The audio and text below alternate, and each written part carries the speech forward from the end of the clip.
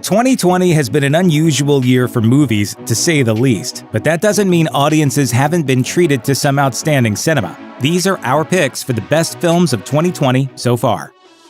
Suicide Squad wasn't exactly an auspicious first outing for Margot Robbie's portrayal of Harley Quinn, the Joker's violently psychotic girlfriend, but most critics agreed she was the best part of an otherwise not great film.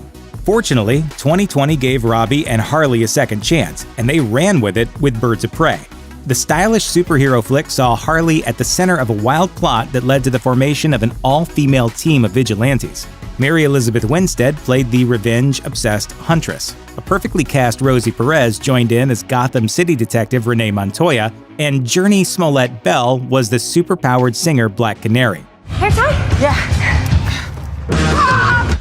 Together, they worked to bring down a fantastically scenery-chewing Ewan McGregor as mobster Ronan Sionis, better known as Black Mask, who has some very strong reasons for wanting them all dead. In other words, it's an action comedy heist ensemble superhero movie, and it pulls off each piece of that very well. Birds of Prey scored pretty positive reviews from critics who loved the female-led action sequences and a tighter focus on Robbie's more fully developed Harley. With a potential sequel in the works, this hopefully isn't the last we've seen of Harley Quinn's solo exploits.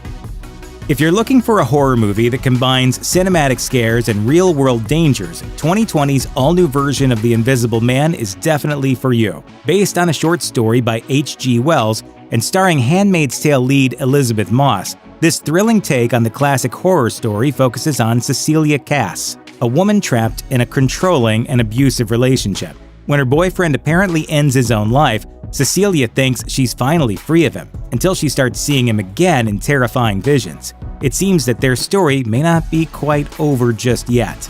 Critics praised the film's social message and depiction of abuse, as well as Moss's central performance, noting how well director Leigh Whannell succeeded at blending horror and real-life drama to tell a scarily engrossing story. The Invisible Man can be a tough watch, even for horror fans, but if you're up for it, it'll be worth it in the end.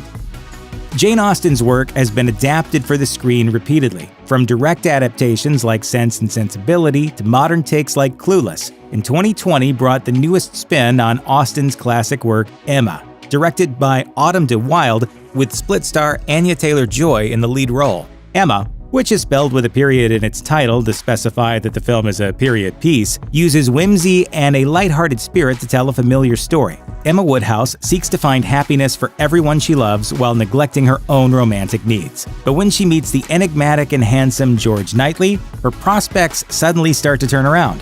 Sort of. You danced with her and shown her kindness and took notice of her at Donwell and spoke of farming.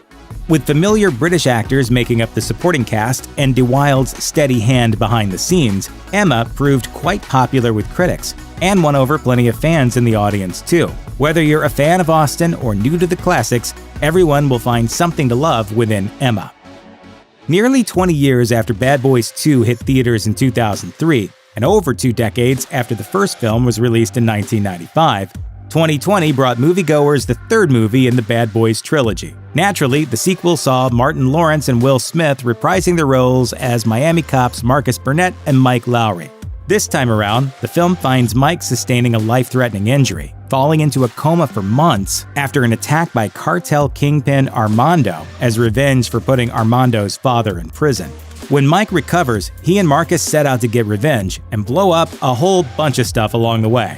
Though Bad Boys 2 received underwhelming reviews, and we're not sure audiences were really clamoring for another one, Bad Boys for Life was a return to form for over-the-top action. The newest film earned solid reviews across the board, and clearly, if Smith and Lawrence want to turn their trilogy into a full-blown saga, audiences and critics alike will welcome them back with open arms.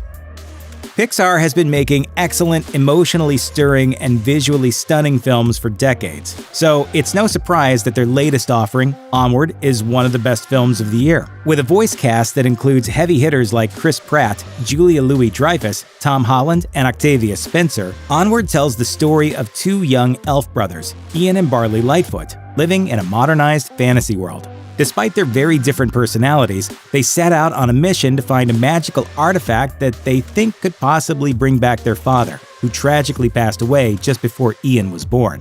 Together, they try to bring ancient magic to their world, hoping to see their dad for one more day. I don't believe this. This spell brings him back. For one whole day, Dad will be back! What? Back to life? That's not possible. A tearjerker with plenty of heart, Onward shocked absolutely nobody by being yet another critical hit for the Disney-owned studio.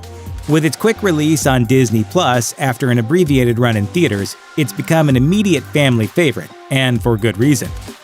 In the wake of Parasite's popularity and Academy Award-winning success, mainstream American audiences might be more willing to watch subtitled films. Anyone looking to explore more international cinematic efforts should definitely check out the historical drama Portrait of a Lady on Fire, which came out in France in 2019, but found fame with its international release this year. The film follows Marianne, a young painter, and Heloise, who is about to be married to a nobleman in Milan and needs a portrait painted.